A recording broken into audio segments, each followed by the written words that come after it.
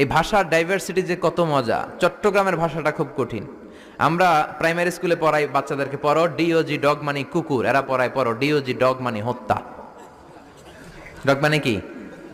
আবার বানান করায় পড়ো কলস ঠিল্লা, কারণ চট্টগ্রামে কলস রে কয় ঠিল্লা। কলস এতটুকু ঠিক আছে, বানান করো কলস তারপর ঠিল্লা। সুবহানাল্লাহ কইবেন না?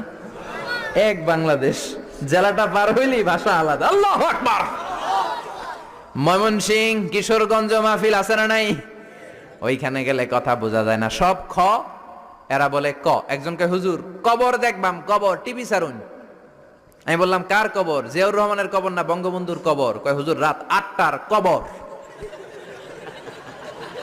আসলে শব্দটা কবর নাকি খবর?